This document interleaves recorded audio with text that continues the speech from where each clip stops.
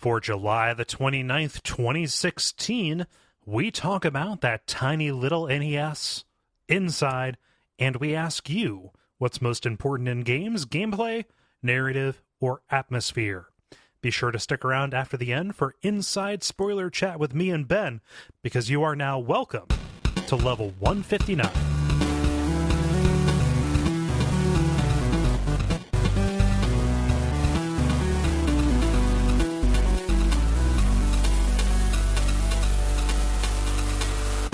My name is Kole Ross. I'm Jala. And I'm Ben Merkel. And you're listening to The Level. It's a podcast for people who love video games. Thank you so much, everybody, for tuning in and for giving us last week's break. I was on vacation. I was getting the top of my feet cooked, seared by the sun, and off the coast of Virginia, and getting sunsick. Yeah, that part of it kind of sucks. Only the tops of your feet? Well, so here's the thing. When I think, hey, I'm going to go to a pool or to the ocean, I'm in the mindset of, yeah, I'm going to be in the water all the time, so I really just need to put sunscreen, like, basically from the waist up, because I'm going to be in the water. And it was like the second day we were there, we decided to go to this sandbar, and that was really cool. Like, I'd never been on a sandbar before. Like, you had to take a boat out to it. And we're walking around, like, one side of it was real steep, a lot of birds and stuff. The sandbar was made entirely of seagull skulls, but not really any real opportunity to be in very deep water. So imagine just, spending like 3 or 4 hours walking around, fastidiously, like every half hour, reapply and like spray suntan, stuff on your shoulders and on your face and stuff like that. Like, yeah, we're going to do this. And, a sunburn doesn't really set in for a couple of hours. Well, again, walking around on crushed seagull skulls and, looking through binoculars at like some cool heron, I think they were. And then getting home and realizing, oh, my feet feel like they're going to split open like overcooked hot dogs. Yeah. Good. I must admit, I have never had a sunburn on my feet before, but that doesn't sound very appealing. Yeah. So I was down for like 2 days. Yeah. It's like, I went back out to the beach. So like, fuck, I'm gonna go to the beach. Like, I'm gonna ride in the waves. I'm gonna jump into the Earth's life stream, the blood, right, and feel the pulse. Have the moon do its work on my body and all that. Just kind of like, yeah, standing out, riding the waves, doing all that. But fuck, my feet just hurt so bad, even still. Oh. Yeah. I'm happy to be back. Not working is more stressful than working. So, how about you two? Any anecdotes over the past week? Ben, do you have adventure stories? I went to a coworker's birthday party and we watched The Big Lebowski in a pool drinking White Russians. So that was fun. Yeah. Well, that sounds better than my birthday's going to be. I'm just going to be tomorrow. as we record this.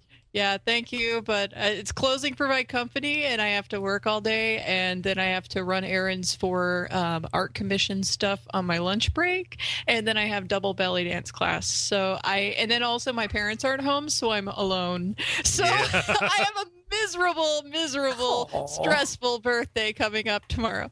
Oh. But that's okay, because this weekend is Classic Games Fest and like my family reunion and a bunch of other crap. So yeah, I have plenty of opportunity to be drunk and tired. So yeah, this weekend is going to be your it'll be your birthday observed.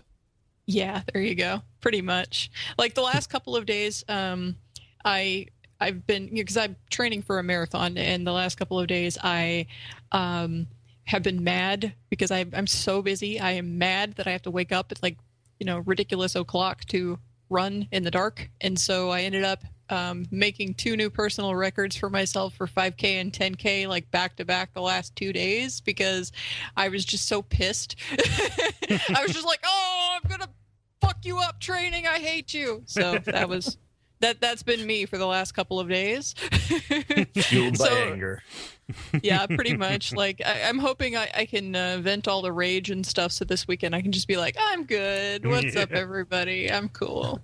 And then, beer. Yeah, that's true. Whatever. Oh, man. How about you, Ben? Outside of the Big Lebowski party, not much, man. Just been taking it easy. Cool. Yeah, being the person that I ship stickers and stuff to. Feel free to crack into those and get them. Get one or two. Get them. Get them. Fingers are feeling a little bit light. Yeah. No. Yeah. So I think that we've achieved a requisite level of banter here. Of note, anybody who's listening to this, if you're in the Austin area, it's still not too late to come out to the Classic Game Fest in downtown Austin.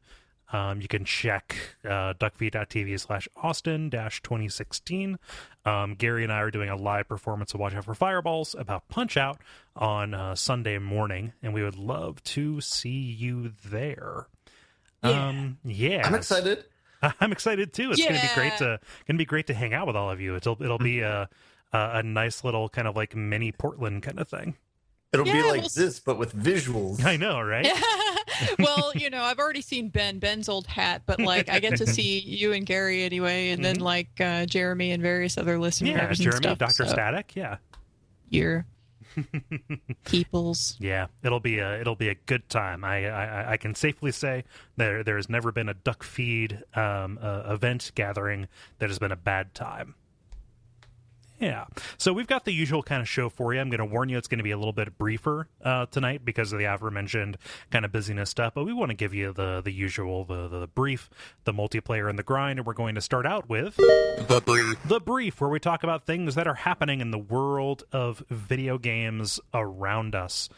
Jala, you have 2 stories, don't you? I do.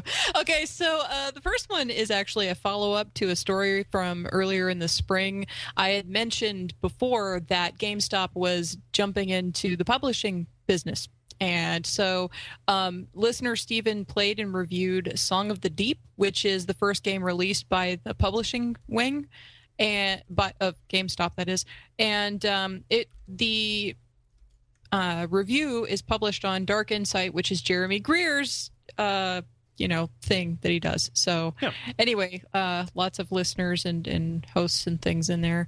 But I was really happy to read it because I felt previously as though I should probably follow up on Song of the Deep and maybe play it or something so I can, say, hey guys, so I played that game that was published by GameStop and, well, now I don't have to do that because he did it. So that's cool. Can you give me a summary of what this is? Because I saw Jeremy Parrish tweeting about like, oh, this is like a must purchase for me. But when I look at it, it kind of looks like a regular side scrolling exploration shooter kind of thing.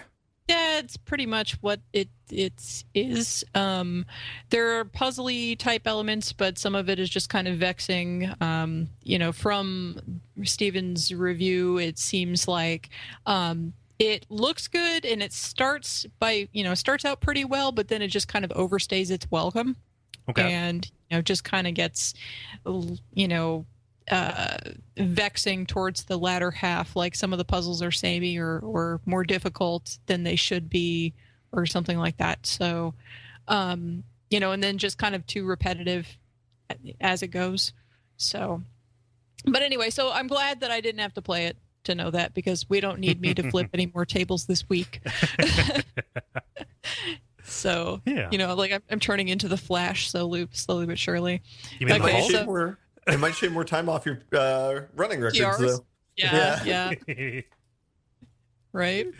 Well, anyway, so okay, so that was number one. I just wanted to advise that there is a bit of a follow up on Song of the Deep, which was that GameStop game, and that was pretty much the summary.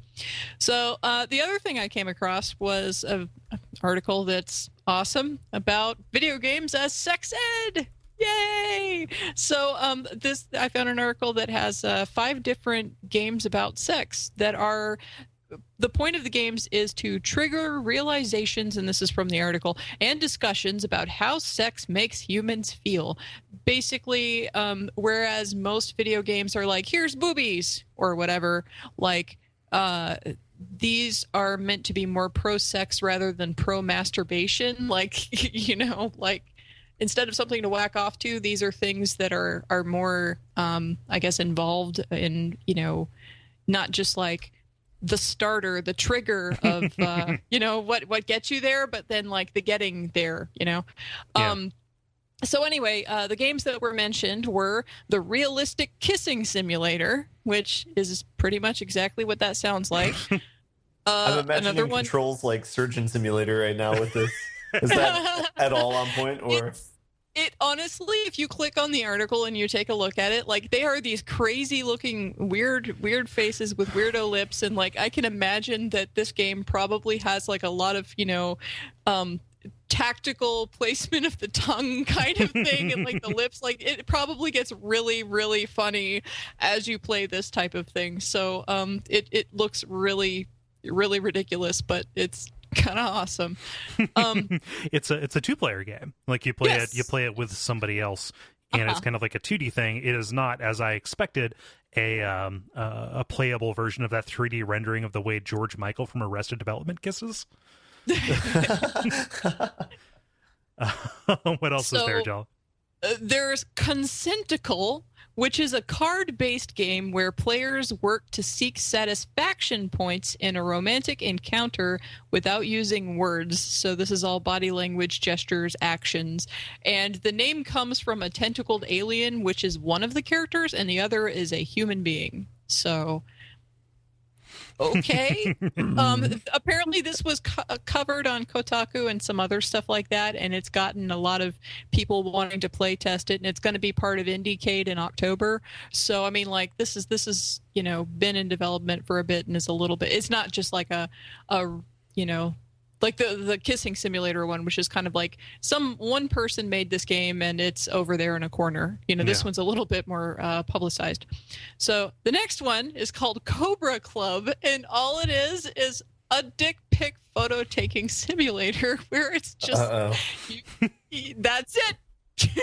I'm imagining Pokemon Go on top of that. It's Pokemon Snap where everything's a dicklet. That's awesome. Well, the thing is that if you actually go and look at the Cobra Club on itch.io, like this guy's other games are pretty wow. Pretty wow too. They're all kind of in the same vein, and they're all very short games about male sexuality. So anyway, you don't want to do that on your work computer. No, not at all. So, okay, there's 2 more, and these are not quite sexy or trying to be sexy so much. Striptease, which is a pixelated game with a sex worker named Candy, whose body is then broken into different parts, and the point of the game is basically to be an examination of how women's bodies are treated as commodities, which I think is kind of an interesting concept behind it. I don't know how well executed it is. Like, I don't know if this is like, now you have to put her back together again. Like, I don't know how the game plays whatsoever, but that's interesting.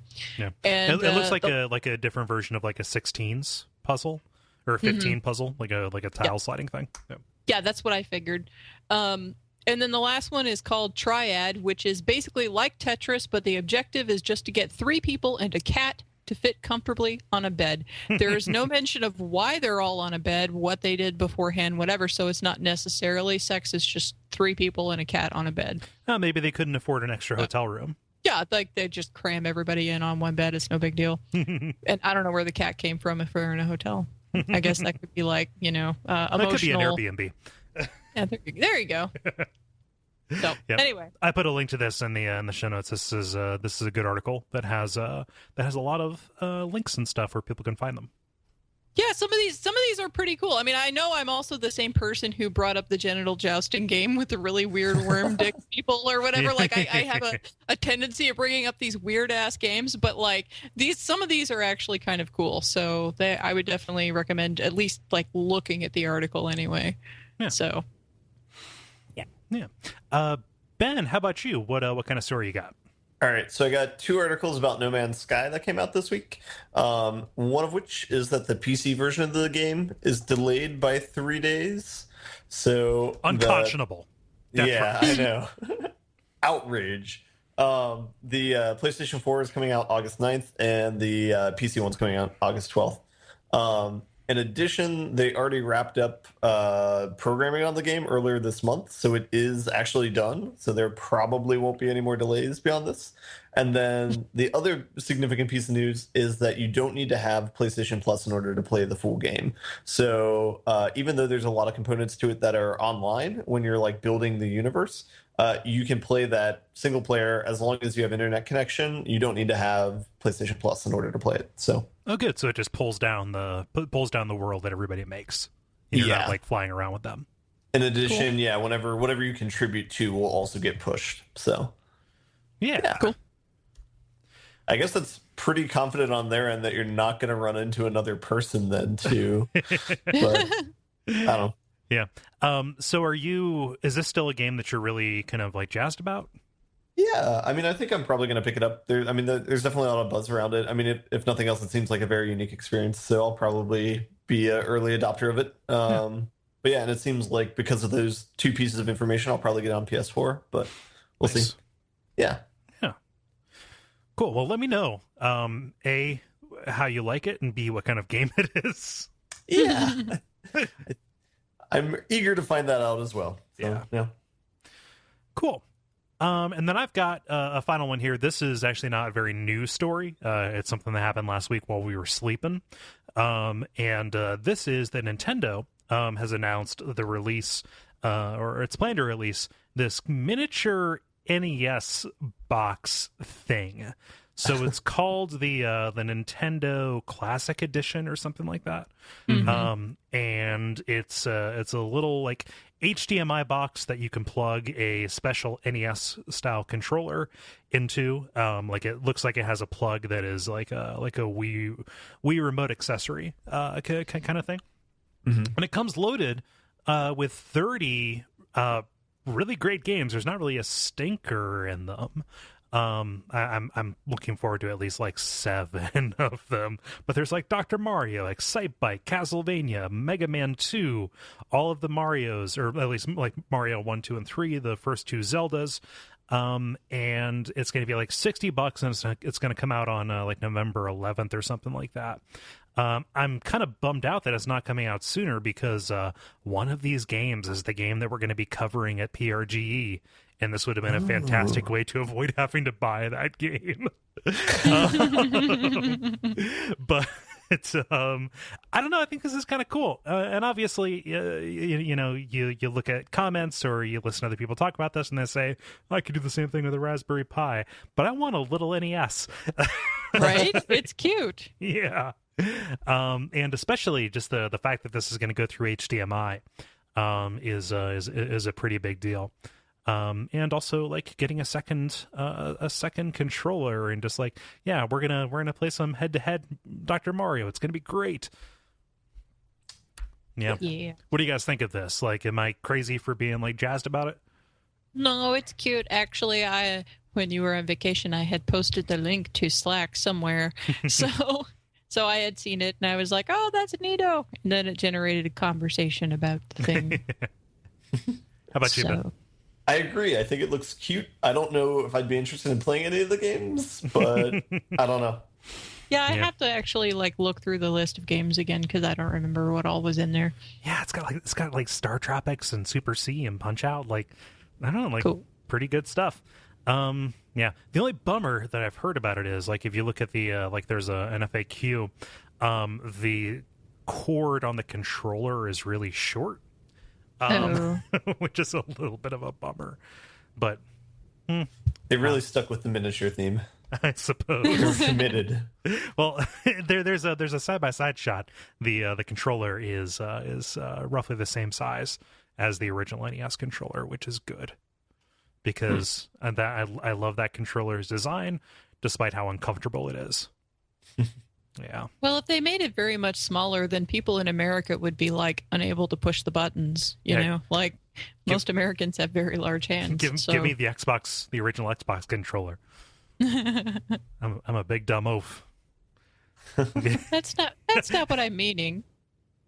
No, I was just saying. I was confessing to you guys. I'm a big dumb oaf. Multiplayer. Now it is time for the multiplayer, where we ask you a question and you answer it. Jala, This is your question that you posted for the listeners. What did you ask the nice people? Well, I asked, or rather, listener Michael did. Thank you for the suggestion. Most games have either great gameplay, narration, or atmosphere. Which of these elements motivates you the most, and which game exemplifies this best for you? Yeah, and I'm going to start us out with Steven, who says, Doom 2016 absolutely nails gameplay and manages to make a simple gameplay loop satisfying to play over and over again. Naughty Dog has incredible pacing and writing with Uncharted 4. And as far as atmosphere goes, Bloodborne still reigns king in my mind. He didn't actually answer, like, which one of those he likes best. He's just like, all the things. He likes them all. Yeah. Here's an example. He just...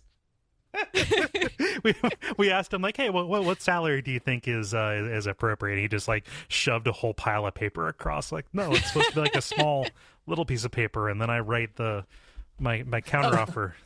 Oh, no. He made a comment. He realized, and he made a comment, and it says, as for motivation, a good or interesting story is what keeps me going above all else in a game. Okay, he did finish his thought there.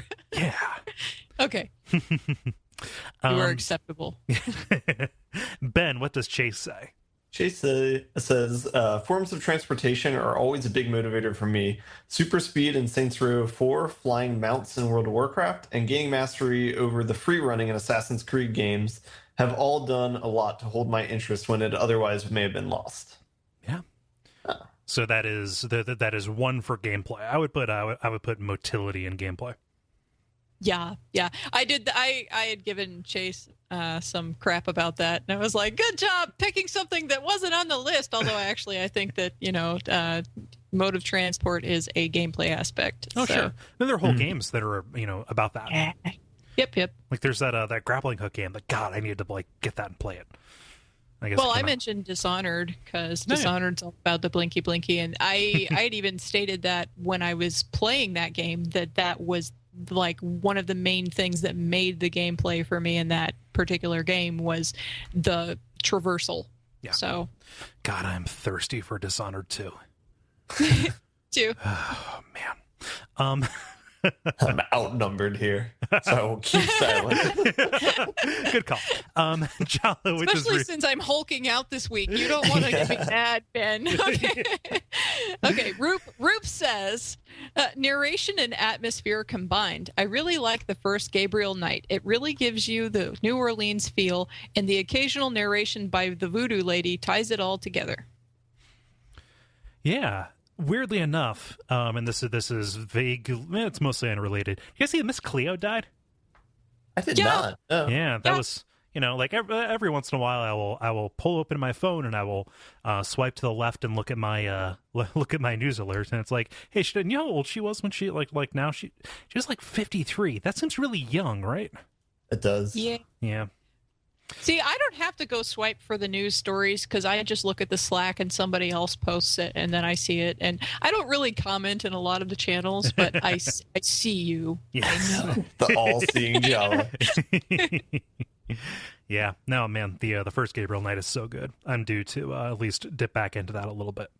I have never played it before, so I can't say anything about it. Yeah. I mean, it's almost always on sale on Dodge, so. Cool. Yeah. Ollie says, I will put up with mediocre gameplay if the atmosphere is right. If I have to pick one game to represent this, Psychonauts. Some of the gameplay is a little janky, but everything else works together to make a fantastic atmosphere. Graphical style, sound effects, soundtrack, and story. It means that no matter how frustrated I sometimes get with the controls, I keep going back for more. Cool. Yeah, I mean, what you just described is like you made yourself very fertile soil for Psychonauts to find purchase. Yeah, I'm there too. Ben, what does Jonathan say? Jonathan says, the most important thing for me is the gameplay, with atmosphere being a close second. Majora's Mask is a great example of a game like this. It combines surreal, melancholy atmosphere with some really nice dungeon design and fun gameplay wrinkles from the mask transformations. Yeah. Majora's Mask does rest very nicely on that right there. I think that our priorities are a little bit flipped, Jonathan. But man, that's weird. I almost never directly address somebody. Huh. I think our priorities are a little bit flipped. And I still like that game for many of the same reasons, even though the atmosphere makes up for my kind of growing disdain for the 3D Zelda kind of formula. Mm-hmm. Yeah. Jala, what does Derek say? Derek says atmosphere is the most important for me. This is interesting. I think he's the first one to say that, right? Okay, so great mechanics are easily found in any number of games. Video, tabletop, or sports alike. Great narratives have existed for literally thousands of years. I'll gladly play games on their lowest difficulty. I may forget certain character traits or story beats over time, but I'll never forget the feeling of games that left me with a real sense of place. We love BioShock because of Rapture. We love RE1 because of the mansion. We love Silent Hill because of, well, Silent Hill. Each of these games has plenty else to offer, but my memories of them are first and foremost their settings and the way being in those environments felt. Awesome. Well said. Rock on. Yeah. Mm-hmm. I mean, I don't know that I can add anything more to that. Yep. Yeah. Sam writes, it took until The Witcher 3 for me to get hooked on that franchise because it's the first game in the series where the gameplay caught up with the atmosphere and story. A game can get by on atmosphere and or story, but gameplay is still the number one draw for me.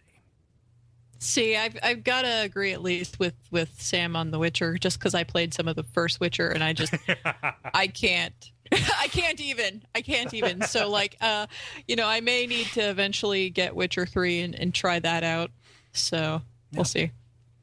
Yeah, I am perpetually just right on the edge of saying, fuck it, I'm going to put it in and just play it on the stationary bike. But still nothing. Let's see here. Who read that? Was that me? Yeah. Okay. Ben, what does Michael say? Michael says, I'm a gameplay guy. For me, light plot or design in games is okay. I love a great combat system. Destiny, Diablo 3, and Prototype 2 come to mind. One example really shines to me, Metal Gear Solid Revengeance. Over the top, crazy fast, and robot ninjas. Sign me up for that time and again. Yeah. So can I go ahead and throw in kind of a dissenting thing here? I would say sure. that, it's a platinum game. Metal Gear Rising Revengeance is one of the best character action games I've ever played. As a counterpoint, I would say a lot of what really makes that such a memorable game is the atmosphere. I would say the crazy fast robot ninjas and just the wacky stuff actually is just kind of like an ambient thing about the setting and the creative choices that Platinum and, whoever from Kojima's team was involved kind of made. I think that they work really well in tandem with each other. I don't know. I wish he was on the podcast and then you guys could find it out. Michael, I will await your rebuttal and we will sit silently until I get it. So there. Yeah, okay. Yeah. Jala, what does David say? David says, gameplay. I tend to like longer games, and if I'm going to spend 60 plus hours playing a game, I want to enjoy that time. Thanks for giving us an example, David. No. Anyway, I'm pretty sure he'll say, like, because he's Mr. Wowie. He has played the Wowie, and he has played lots of the Final Fantasies and the things like that. So yeah, those long ass games that never end. That he plays because he enjoys them. Yeah, exactly. Yeah. Eric writes, gameplay with a tinge of atmosphere. The new Doom proves that it's the gameplay that people were itching for most, rather than the deep atmosphere that Doom 3 provides. But at the same time, it's tough to really say the new Doom lacks atmosphere.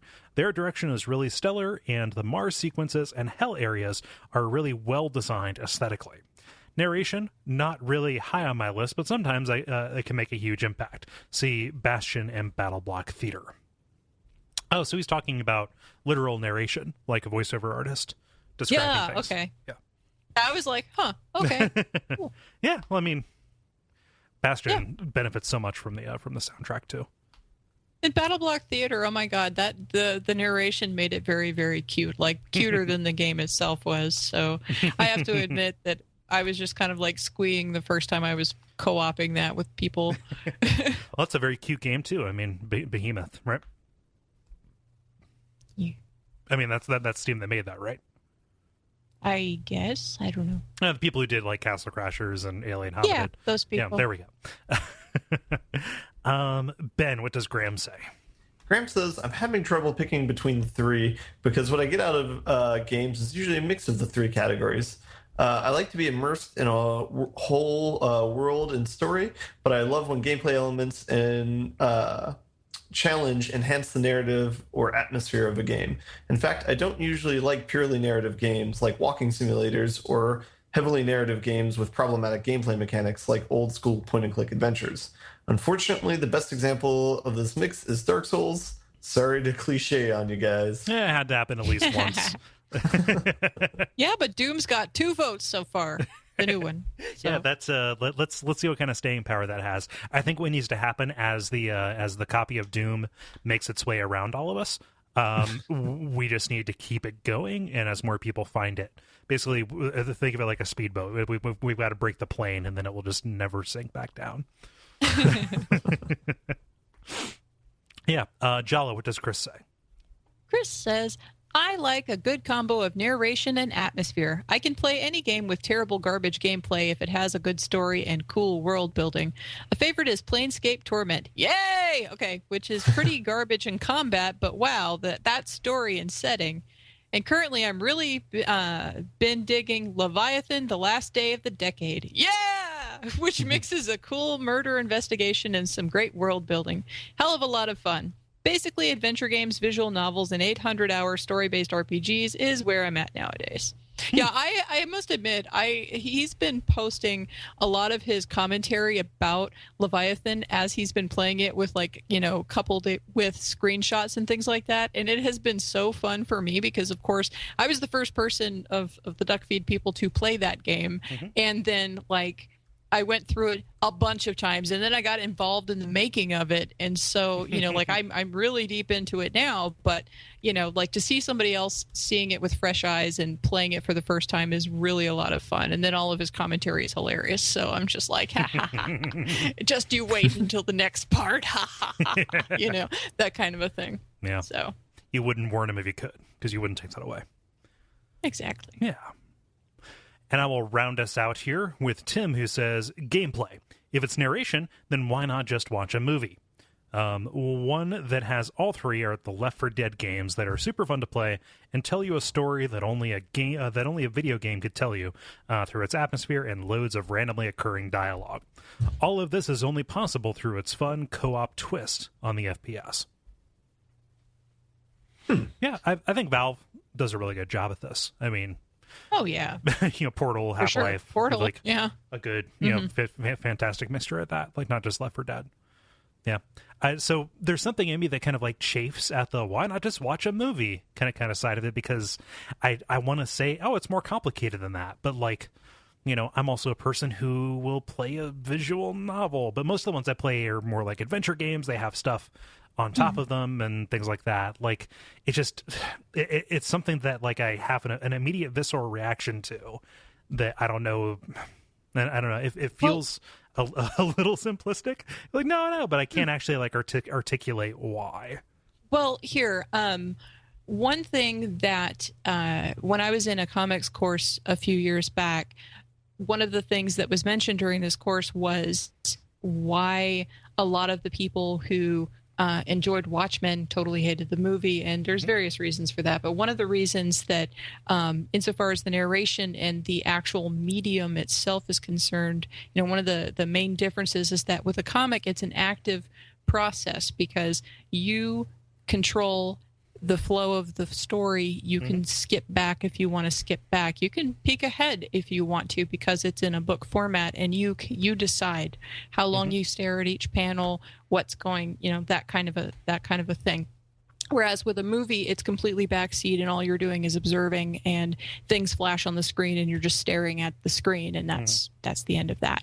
And that same kind of principle can be applied here when it comes to visual novels, walking simulators, although in video games, again, it's a slightly different medium, so there's a little bit of interaction going on. Even if the visual novel kind of funnels you to the same place, you still make choices of how you want the dialogue to go or what you do next or what have you. And so that, you know, still is a different experience. It's a different kind of a thing than just watching a movie. So, like I would definitely say it is different, but probably not different enough for him in particular. Like he doesn't want that from his games. That's not what he's in the games for. So, like that's, and then that's fine. Everybody has their preferences, but it's just a discussion of the medium. And like I said, I mean, comic versus movie versus book versus game, they all function differently. So, sometimes one or the other can be better for that particular story or that particular message that's trying to be conveyed. So. Yeah, and, it's media theory, hot or cold medium, lean forward, lean back, kind of stuff like that. I think that I think that I know this is not what Tim is saying, but when I see that, and we'll talk about our own values here. When I see that like that is almost always kind of used to like downplay the importance of either of the two. Either of the other two, if we're gonna see it as a triangle that's kind of a zero-sum game kind of thing, when in reality, I think that the way that comes across, I know it's not what he's trying to say. It comes across almost as like a if not a brother, at least a cousin to the that's not a game kind of thing, and that's my problem because that's what I'm receiving when he puts that out. I don't know. Let's so that's the end of those. I want to go through us and talk about our own Jala. How about you? So start us off while I cool down from my rage there. Okay, so it's interesting. When I was considering it, I play as everybody knows, I play a whole hell of a lot of different types of games, and so what I look for in a game or what I enjoy in a game really varies because I have such a broad range of things that I play. When it comes to pure gameplay, I enjoy games that are just about the gameplay, really. Like Resident Evil 6, that has some parts that have some kind of an atmosphere or it has a ridiculous fucking narrative, but it is really, really fun to co-op. And I just, as I'll talk about a little bit more, I've been streaming it with Sam Bear. We finished Resident Evil 5 and now we started streaming Resident Evil 6. And it's his first time playing this, and it's been months since the last time I played, RE6. So I'm getting back into it. And after playing 5, man, 6 is so much more fun. And so anyway, another instance of gameplay is Dishonored for me, which I mentioned that previously.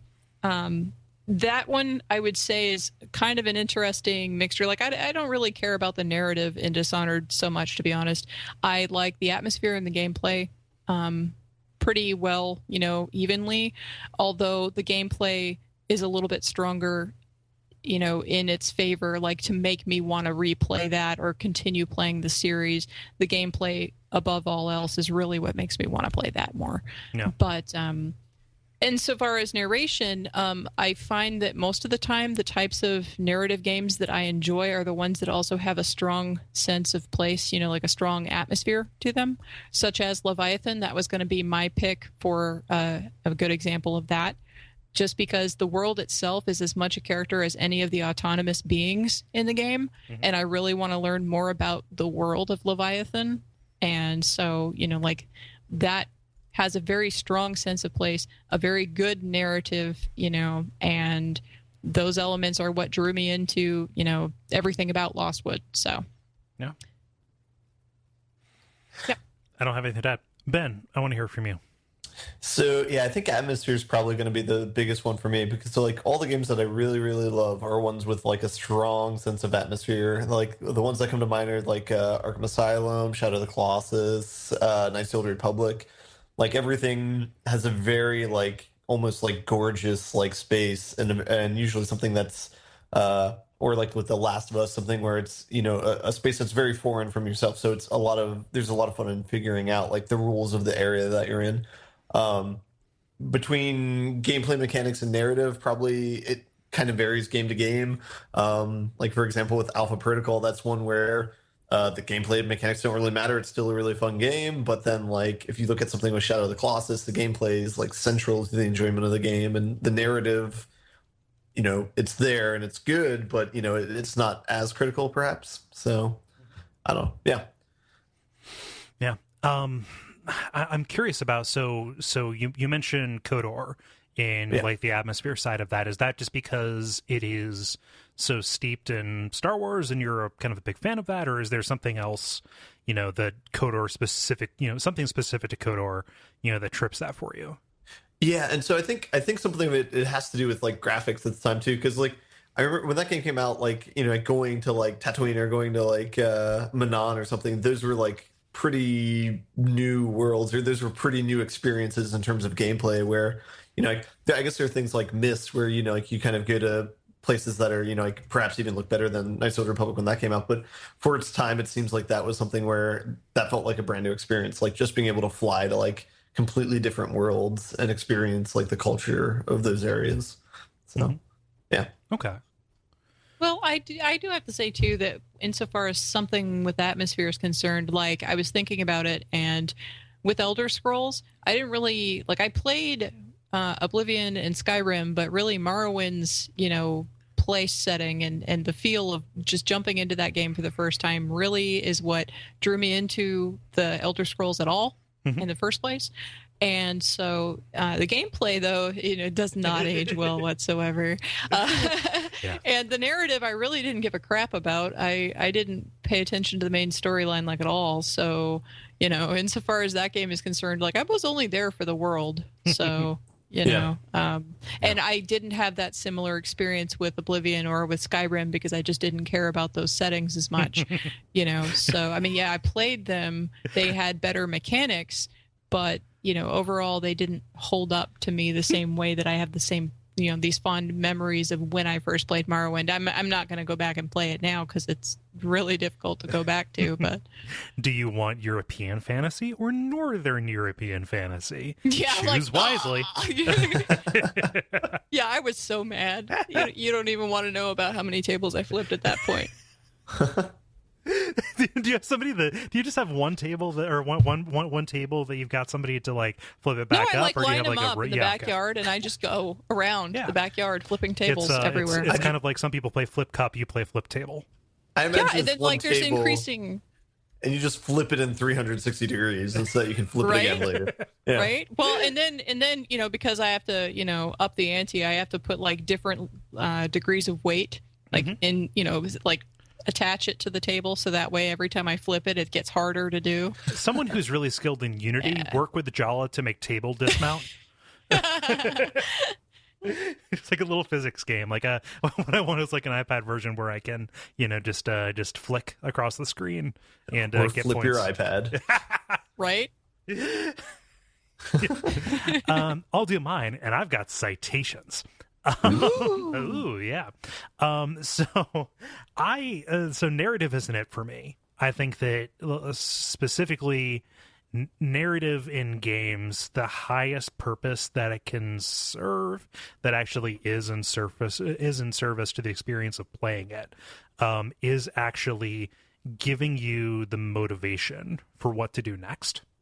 And that isn't my own thought. That's something that like Justin McElroy on the Joystick podcast said like 7 years ago.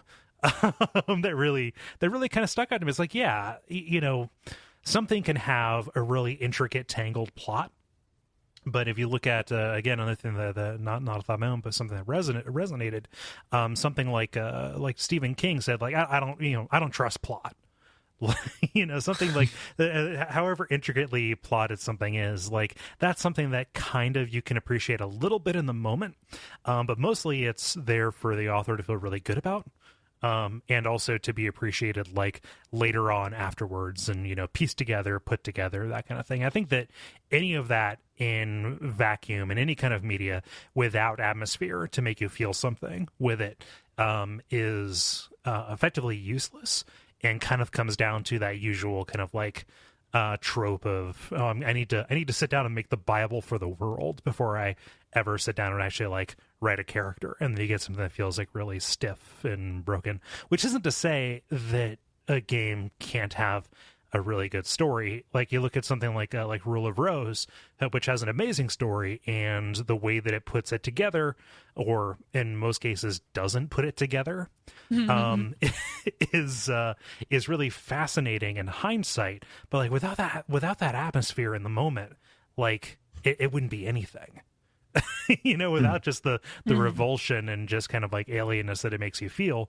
And obviously I like horror games, so I'm going to say atmosphere. And gameplay obviously is in service to that. I think it's like a symbiosis, but like something that really unlocked this for me and really like made me settle in. Zach on Video Games Hot Dog, back around the time that like Kentucky Route Zero Episode 2 came out, and they did that game, or what was released so far, as an assignment.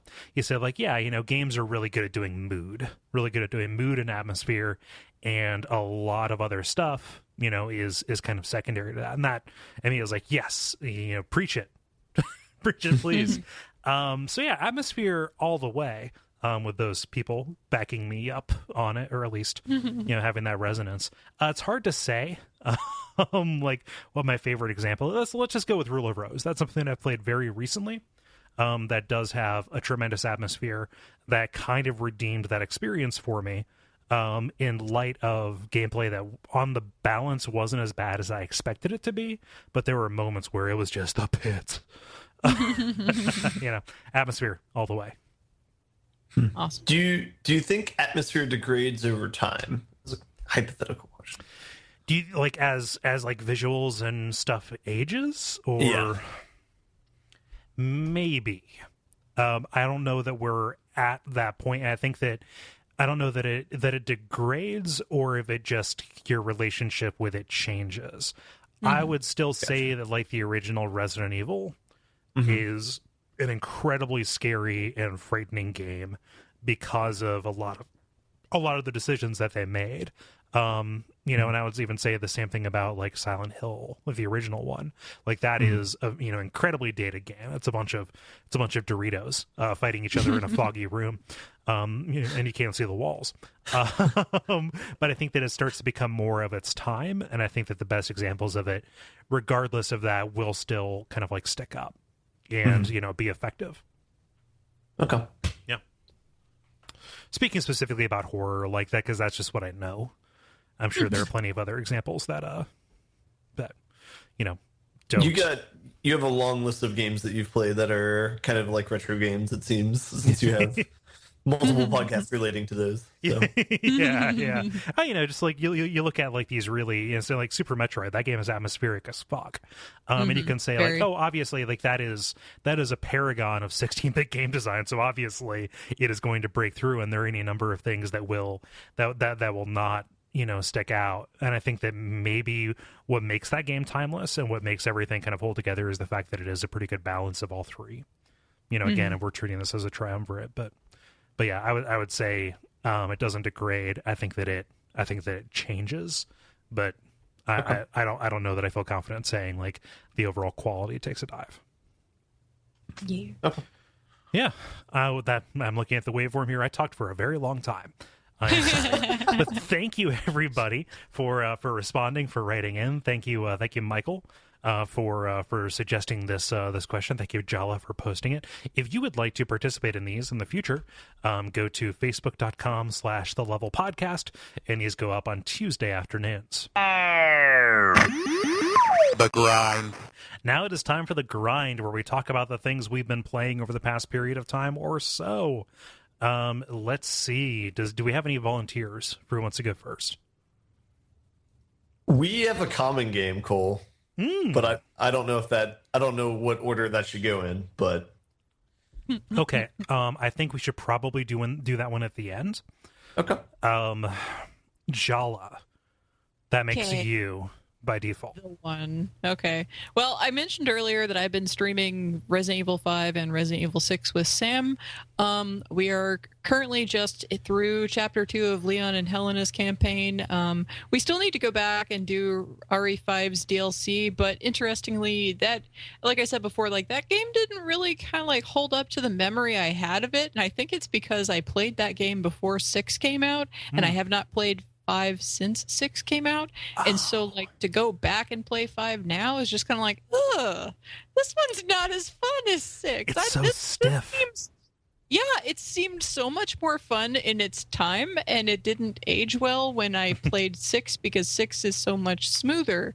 So I'm like, wow. And Sam, it wasn't just me. Sam played 5 for the first time with me and played 6 for the first time with me and is playing 6 for the first time with me. And he basically said the same thing. He's like, wow, yeah, the end of 5 was just rough. And then like now 6 is so much better. I kind of don't want to go back and play the DLC for 5 yet, you know? And I'm like, okay, I can totally understand wanting to recover from from the end of that game before going back to the DLC. So we will play the DLC sometime, and in the meantime, we will probably continue playing RE6. So that is what I am streaming right now, just because Sam is playing it for the first time, and I am the Sherpa for that game. So do you know what the DLC involves for Resident Evil 5?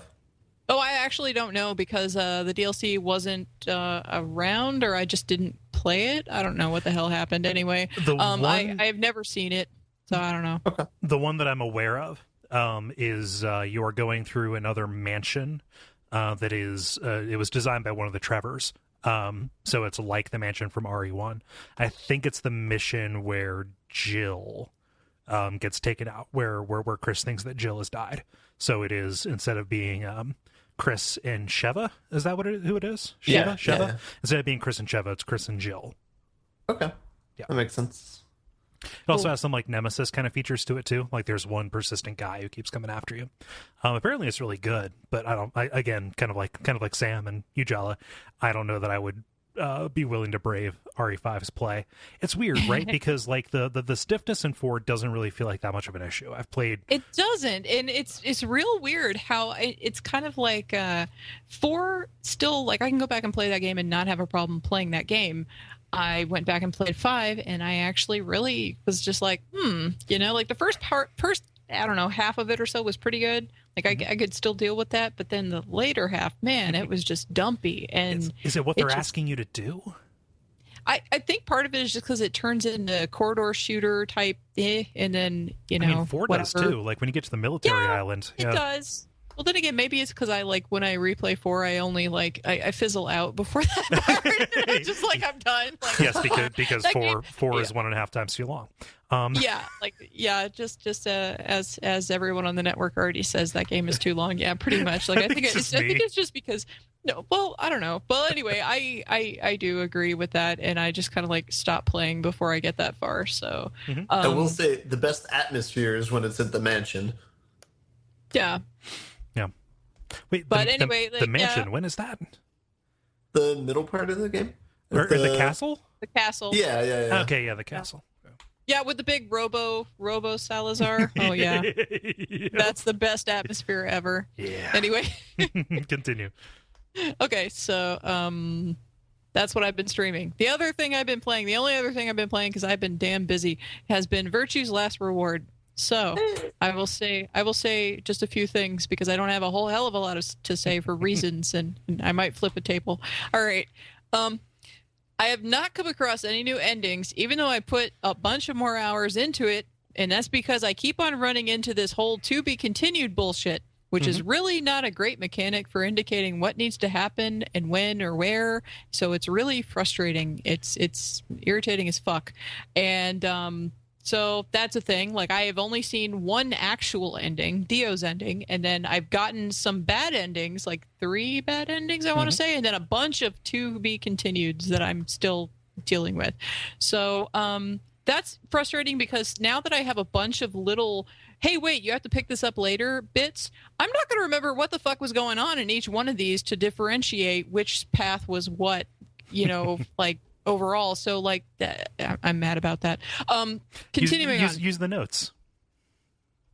One of my favorite mechanics or like little wrinkles in that is when you write yourself a note, as you jump, the notes deteriorate. Like they will slowly start being erased in a random pattern. But I should not have to use the notes to remember what the fuck's going on in the game. Okay. That is an area where I'm a hypocrite because because I just talked about like, oh, I don't trust plot. I like how delicate and intricate the VLR plot is. It's been a long time since I played it, so I can't intuit exactly what you're like what things are being, triggering your frustration, because I don't remember a lot of specifics right now off the top of my head. Okay. Sorry. Well, and it's kind of like, okay, I'll get up to a puzzle, and then like obviously like the puzzle ones aren't so bad because it's like, okay, stuck in room with this person or whatever, but like I don't remember all the conditions about who was where. Did this person die? Did this happen? Was that this timeline or some other timeline? And I guess that might be the point of it, is that you're supposed to not fucking know what's going on. So that maybe it's just because that's just how the story itself is being told is meant to be, like a confused muddle of bullshit. But I mean, I was with you up until you said bullshit. But the fact that you are kind of like jumping around to these different continuities and timelines, like really all that you need to know is like once you are in a timeline, you're committed and it only flows one direction. It's just, when you reach the end of it, you pick another one and go until that one is done. So you are, meant to be like, okay, wait a second, reorienting yourself as you jump from one to the other. Like that is a feature, not a bug. Well, I wouldn't really mind that, except for the fact that, like I was saying, I mean, like, I'm not going to remember which timeline was what and where I was going with each particular case. Like, I'm getting interested in what's going on in this particular playthrough, this particular path that I'm on, and then suddenly that path deviates and is like, sorry, you can't play this until you finish like everything else. Then by the time I get back to that, like all the steam has run out of that particular path, and I don't know what even was going on anymore in that particular path because of all the other stuff I had to stop and go do before I could get back to it. Like according to how long I've been playing this versus the overall, time to complete, I'm about halfway through with it. Mm-hmm. But, like I just feel like I have hit 3 or 4 of these in a row. Now, like if I was only hitting like 1 or 2 and then I got somewhere, then I wouldn't be so frustrated. But I have hit like fucking 4 of them in a row and I'm just mad. I'm like, Can I fucking finish something? I'm mad about this. Like, seriously, can I just finish something? So like that is a bad design. I can't remember too many of those just kind of like to be continued roadblocks, but they're there. And the fact that by picking at random, by just kind of like saying, okay, I want to go here, and like this seems like a good way, like, the fact that they're there and the fact that you can get so many of those unsatisfying things in a row is a problem. Yeah, and that's really what I'm commenting on. Like, if it's not that, to be continued itself and having to stop and come back, not that big of a deal. I just have the luck of the draw that I'm getting a bunch of them in a row, and I'm like, I just want to get somewhere in this game without having to backtrack and go back to it again. Mm-hmm. I don't want to have to do that again. Are you taking advantage of the dialogue skipping and stuff? Okay. Yes. Yeah. I am. So what I will say is this: that is the game's fault. It's not your fault. You're just kind of like following your nose and jumping around at random like it is encouraging you to do. What I will say, and I'm not saying reserve judgment, I'm not saying, anything like that. What I will say is, like, after you, start kind of like getting some purchase, after you really get a good dig into it, and those things start coming unlocked as the tumblers fall into place, I think you're going to have a very different experience in the last third of the game. Oh, yeah. Well, I will say as a comment that, like, all of the characters are slowly becoming more tolerable, more or less. Maybe not all of them. Some of them are becoming more intolerable. But anyway, the whole point is like I'm starting to learn more about the characters, but it's still kind of weird to me, and I can't really put my finger on why. In this one, I just didn't immediately like anybody, and I really liked the characters in 999. But in this one, I just didn't. They just didn't hit the right notes for me for some reason. Do you have any standouts right now for characters that you're like, oh yeah, this is one that I'm really digging at the moment? I'm not really convinced about anybody. Like, I'm not like, yeah, they're so awesome. Like, let me rephrase: most improved. Okay. Kay. I guess, but like that's about it. Like, yeah, I haven't really gotten to enough with Tenmyoji or Quark to really know anything about them. My favorite character is Golem, the very briefly appearing robot. That is my favorite character in this whole thing. Who is weirdly appropriate. Yeah. No, not weirdly appropriate. Who is weirdly significant. Yeah. That guy is my favorite guy in this entire game. And by the way, like Sigma pisses me off. Sigma's perviness. All right, I've been commenting for a long period of time on my Twitter about all of the things that Sigma says. Sigma's perviness, in my opinion, doesn't really add anything to the game, and I think it's there for comedic relief or something. But it's not funny to me particularly because I've had to deal with many a jackass who acts the fool and doesn't realize when I'm not into that and they need to quit. And that is like Sigma is just like making these stupid comments and carrying on and like, ooh, you need like about pulling a lever. Ooh, well, you just need to grip it firmly from the base and work your way up and all this other bullshit and just like going on. And meanwhile, Clover's like, being a creeper, like stop being a fucking weirdo. And then, he just turns and talks to Luna that way. And then Luna's like, you're being, like, really, this is making me uncomfortable. And he's just carrying on like a jackass. And I'm just like, that just stresses me out because I've had to deal with a lot of guys like that myself. So, I mean, for me, like, it just is a big, like, no, I can't take this. Sporky in the Slack channel says that they're building up to something with the perviness, but I can't really see that whatever it is that they're building up to is gonna really be worth it to me. Right. Like in my particular opinion. Like, I mean, I guess if you're a dude, you think this is funny, or you're like, ha ha ha. It's like me when I was in high school or something. But I mean, like, for me particularly, no, not flying. Let me elaborate on what Sporky said. They're not building up to why he's doing that, and they're not really building up for a justification for that particular character trait. They're building up for why the characters are reacting to him that way. Okay. All right. And so that is probably something to keep in mind. It is a regrettable choice, just like that oh man, that really regrettable line of dialogue in 9 Hours, 9 Persons, 9 Doors, where Junpei and Akane are working toward getting in that elevator to get down to the flooded basement. Yeah, and they're talking, and it gets like that. Like, that is a character quirk for the point of view character that definitely does feel it's kind of like, okay, come on, guys.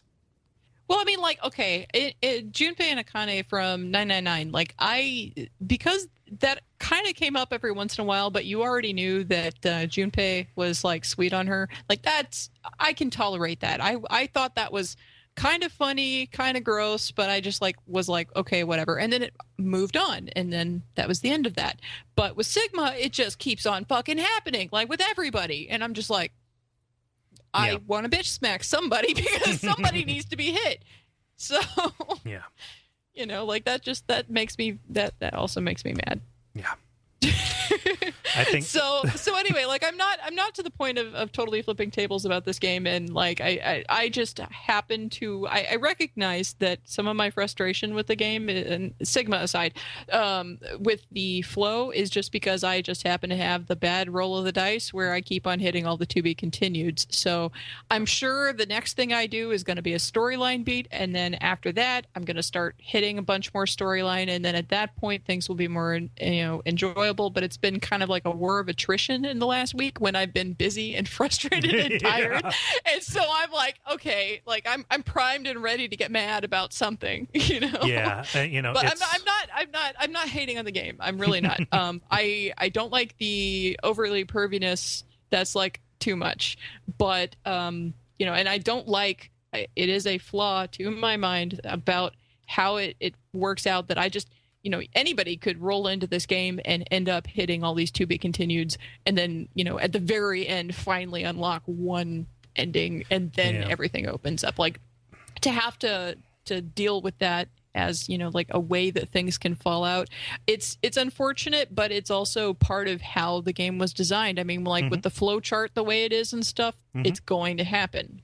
Yeah. So it's to use an analogy, it's like when unraveling a cool story turns into untangling Christmas lights. Yeah. And so like overall, like I know from not really playing but reading 999 on the iOS that I enjoy, you know, like I even enjoy not knowing what the fuck is really going on at the end of the game. Like I know I'm going to reach the end of this game and really not know anything about what just happened, because that's what happened with 999. I'm just like, what? You know? And it's going to continue in that vein, but that's fine. It's kind of interesting because in this game, I feel that, you know, having some stuff unexplained is not only just completely legit, it works really well with this particular game. Yeah. You know, like it works well to just leave some things unexplained. Yeah. But you know, like it's just the storytelling mechanism can be good. Unfortunately, it is not good on this particular playthrough that I'm dealing with right now. So, yeah, and that's sad because like I was hoping to, you know, get into a solid game and really like it. And yeah, that sucks. So hopefully things start falling into place soon, and then I can stop being mad about it and I can move on with life, because I know that overall I will like the game, but I will also obviously point out all of the flaws that I find with it. Well, yeah, so, and as you should. Yeah. So that's all. That's what I've been playing. Resident Evil 5 and 6 and Virtue's Last Reward. Yep. Yeah. So Ben, let's do a little bit more interrogating here. Did you finish Inside? Yes. Okay. Did you play anything else besides Inside? Yes. Okay. Why don't we do our stuff that is not Inside, then let's tag team Inside. And how about, I don't want to go too terribly long. There's stuff that I want to say about Inside that I want to spoil. So let's do like a miniature spoiler session after the credits. All right. What have you played besides Inside? All right, we got Rocket League, typical fare. I've been playing some more Her Story. I accidentally reset the game, however, where it undid all the things that I had found. So I don't know if I'm going to go back and finish that or not, because I got some of the later videos, so I think I know the story, but I haven't gotten everything, so I don't know whether or not I should try and 100% it or not. So do you guys have any recommendations for Well, first off, 100%ing Her Story is something that made me want to flip a table on Kole, because Kole did not understand why I 100%ed that game. So don't. Okay, that's fine, Kole. It can be, you know, a disagreement. I would say that it's not necessary to 100% it. I felt possessed of the urge to do so of my own free will one day. Okay. So don't worry about 100%ing it. If you think you have the gist of it, like if you feel you're done with the experience, then I think you're good to go. Like you don't really need to go back in there and retype everything to try to figure things out. Yeah. In my personal opinion, I don't know, Kole. Yeah. I would say there are probably guides that consist of just, you know, the brief search terms that you can do to get like that will guide you to what you need to see in order to see it. Yeah. I think that, you know, if you've gotten to what you feel is a pretty satisfying, if not conclusion, at least kind of like, okay, like, yeah, I kind of know this. You have the experience of it, and like, just, oh man, I can't imagine just having all of the keywords that I use just like fall out the bottom of my computer like that. That sucks. You know, so what I would say is like look that up and at least like figure out where to start, and maybe put like another hour into it just to, you know, just to see, you know, follow it and get a little bit more of it, and then just like do some reading about it, because it seems like you have the experience anyway. Yeah, I might also just wait a little while and go back to it later when like I've forgotten most of the things of it and just go into refresh. Yeah, it's not a long game. Like it's like a 3-hour game. You know, it's really not. Yeah, it's not like a big investment to go back to it. But you know, if you just lost everything, either wait a while or find a guide, probably. Yeah. Mm-hmm. And then the other game, I picked up Kentucky Route Zero because that was on sale this last weekend. And so I've played just the first act. So I haven't really played too much of it yet. So you've gotten up through the mines. I've driven from a gas station to somewhere else. But that's about it. Like the last thing that I did was the part where you have a map and you're like traveling along the map. Okay. Which was a cool mechanic. So I still have to play that game. It's still on my wish list, along with 50 million other things. Episode 4 just came out, and I need I kind of just want to start back from the beginning, and then just do like one session night, to get through it. Do the episodes get longer? I don't know. Because episode 1 was like maybe 10 or 15 minutes. It's pretty short. You haven't done the full first episode. I'm sorry, Ben. That's probably the case then. Yeah. I would. I at least to my. This was like 3 years ago, but like I'm fairly certain that that episode 1 like takes you to the mines in order to get through it. Okay. Yeah. Because like episode, I don't. Okay. Just goes to show that I need to go and play this again, but like it's definitely longer than 15 minutes. I'd say that each episode that I've done has been 90 minutes or so. Okay. Yeah. Gotcha. What do you think of it so far? I don't quite know. I mean, basically, so the first one, the premise is you're at a gas station. It seems very spooky, like you're talking to the gas station attendant and there's, like all the dialogue that he has makes it seem like he knows more than what he's letting on to. and, he gets you to go to the basement of the gas station in order to, I think, turn the power on. And then you see people down there, but then they disappear. So it seems very ghostly and like, but it doesn't really seem like scary or anything. It just seems like spooky. And I don't know. Atmospheric, would you say? I would say there's definitely atmosphere there. Yeah. Polygon atmosphere.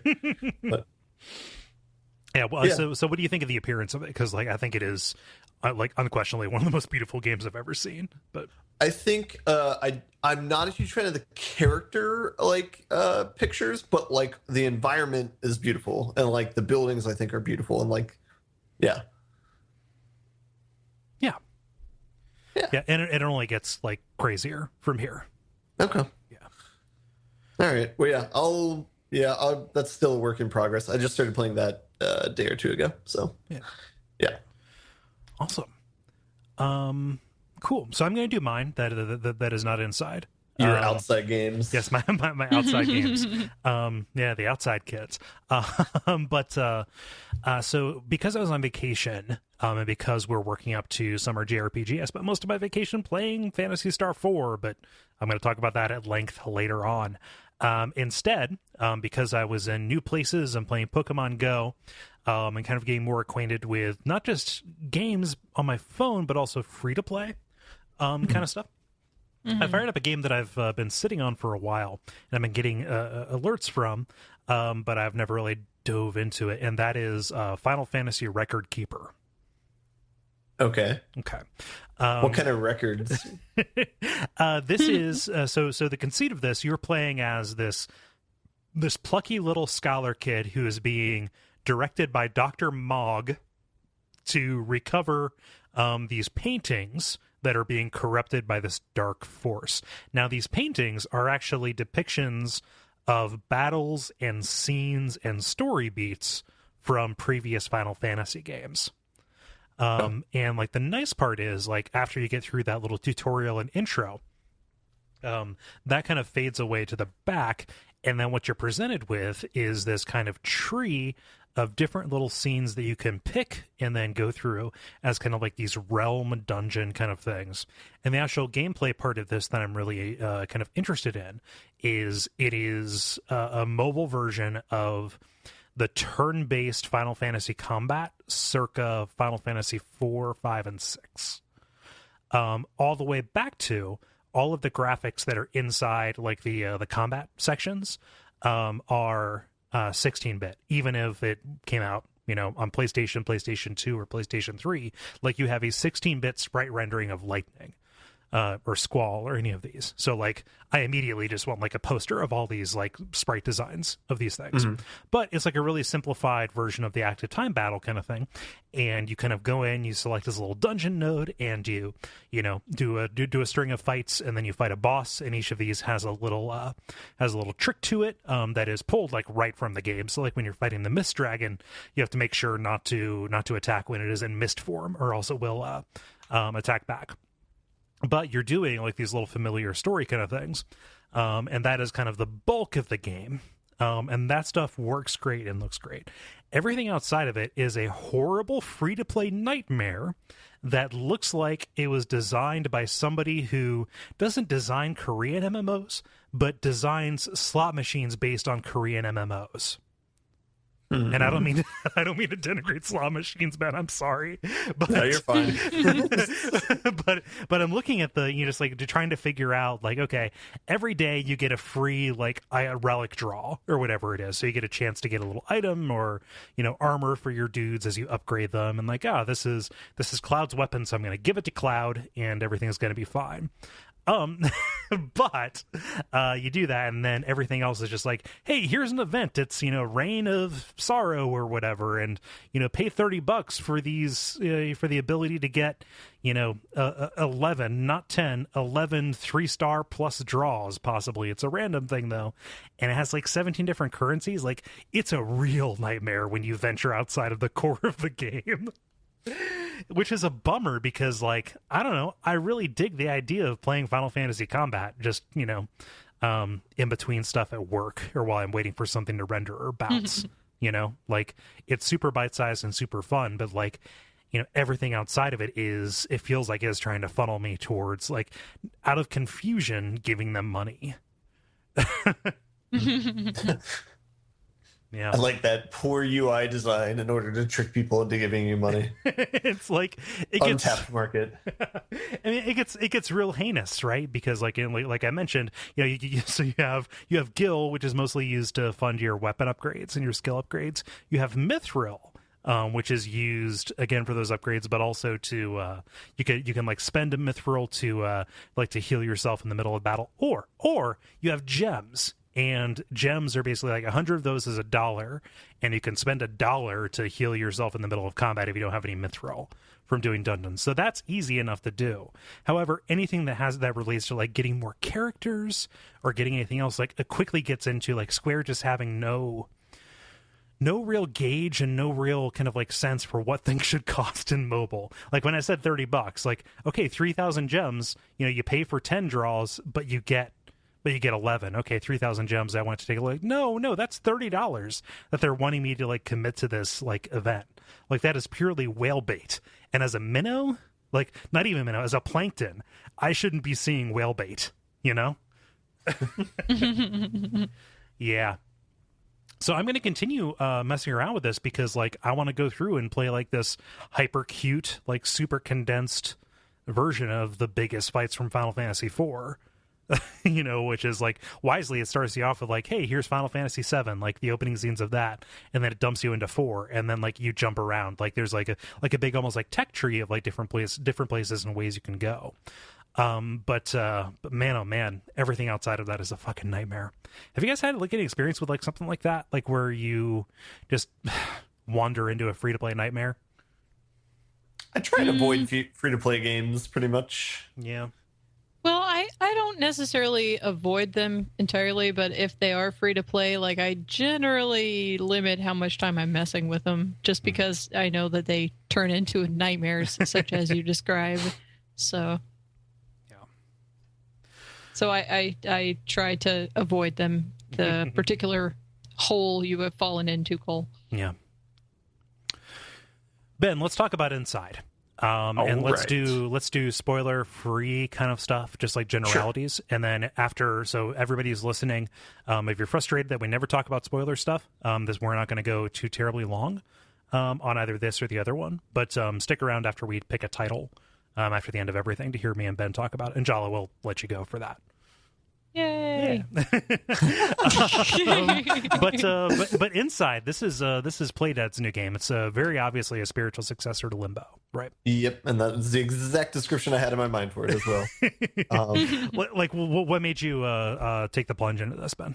Well, I mean, Limbo was a solid game, so I had enough good faith in them from that game that I thought that this would be interesting enough to play. I knew pretty much nothing about it. I had just seen screenshots of it from various things like E3. So, this game doesn't, like, the screenshots don't do it justice. It's a real pretty game. Yeah, it really is. But like, you have to see it in motion. Like, it is entirely an animation. Like, visually, it is incredibly well drawn and well rendered. And I think that, like, it's, I don't know, it's like one of the prettiest games I've seen. I know I've thrown that around a lot this episode, but like, seeing it in motion, but like, you look at a screenshot of this, please do not judge how this game looks based on a still. Anybody who's listening. Mm-hmm. I do think that's fair. It's I think it's like a very much a perfected version of Limbo, where, you know, like, not only it has color now, and that's like beautiful, but it's instead of it being 2D like Limbo was, it basically does as well with 3D, where like, so 2D or Limbo, I feel like, was a great execution of like a 2D game, and this is a great execution of like a 2.5 3D game, you know? Yeah. And they use that to really good effect, like in the opening run, where you're kind of like, again, you're a little boy running through a forest, at least at the start of this, like, there are threats in the background, and they actively use, like, there are people who are casting their flashlights into the foreground, and like, the camera does these nice little like tilts as you go along, like, and as you're moving faster to kind of like show you a little bit ahead. But like, you know, this is very much a 3D game. You're just like operating on a 2D, you know, line of control. I do think it's interesting that the mechanic is very similar to Limbo, where you're basically running right the entire game, with few exceptions, you know. To the point where you can just hold down the right trigger and it just runs automatically for you. Yeah.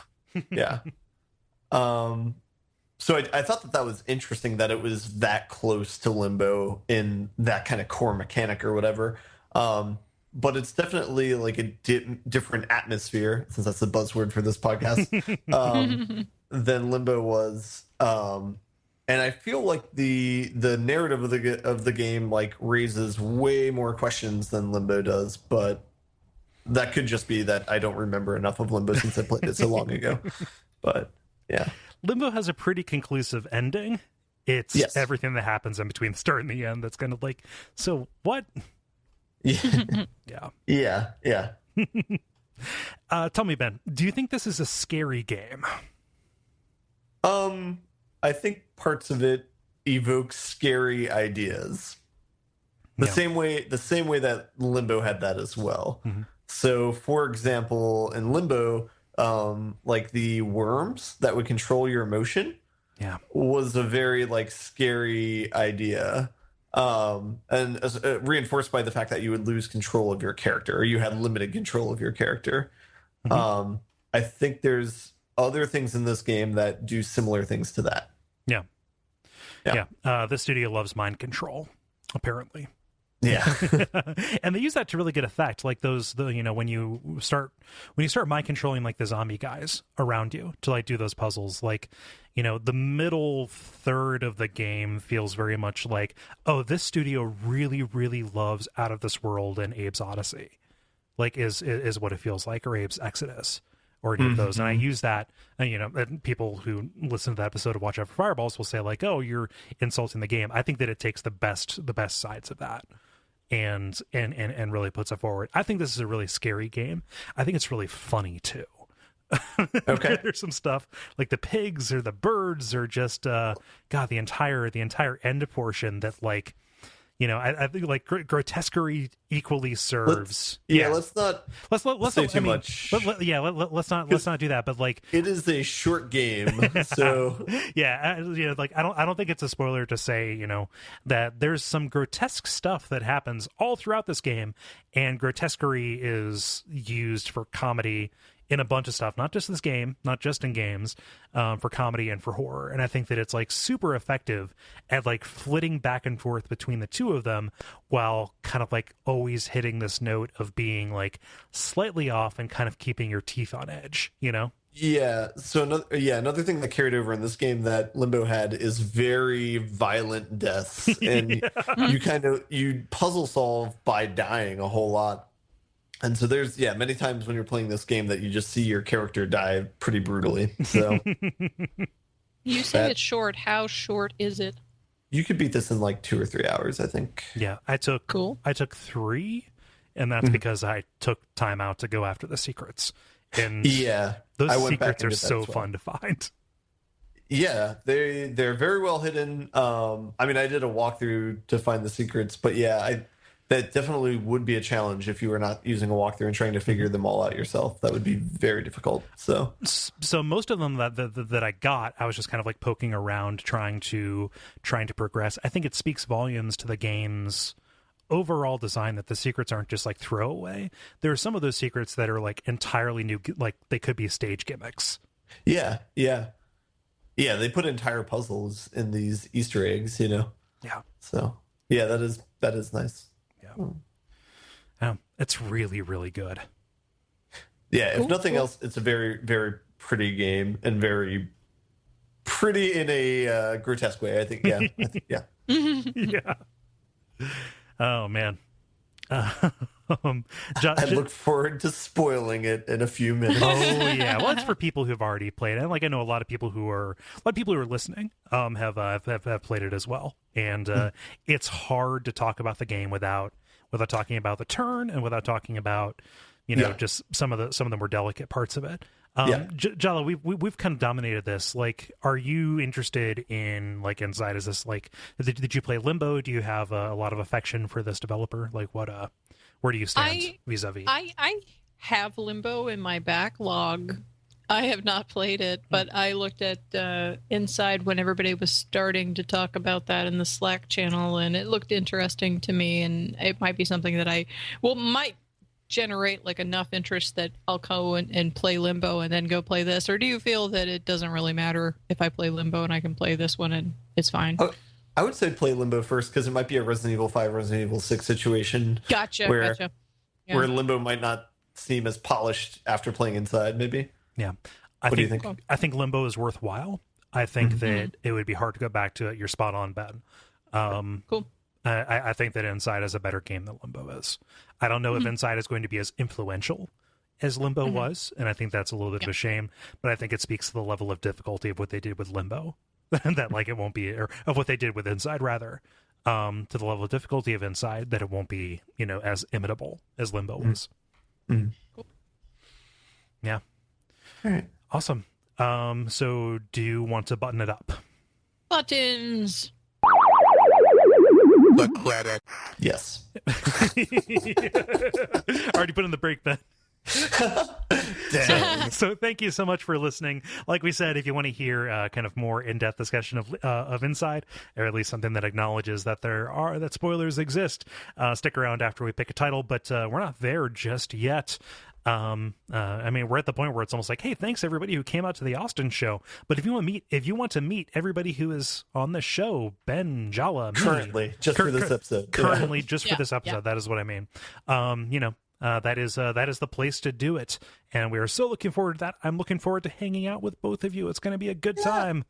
Yay! Yeah. But otherwise, the usual stuff you can do for the show. Please tell friends. We say it all the time, but it is the only way we grow. We do not advertise this show one lick. And, if you like us, and if you like somebody else, and you think somebody else might like us, well, just play matchmaker for us. Be our pod Cupid. But otherwise, there's the Facebook that we mentioned, participate in the multiplayer, donate to Patreon, and join us in Slack. That is always very lively, and a good, cool, supportive environment. But otherwise, please just come back next week. Is there anything that I'm forgetting, Jala or Ben? Nope. Okie dokie. So I've been Kole Ross, at Kole Ross on Twitter. I'm Jala-chan in places. I'm Ben Merkel at Merkelizer on Twitter. Yeah, and stick around for some titles and for inside spoilers.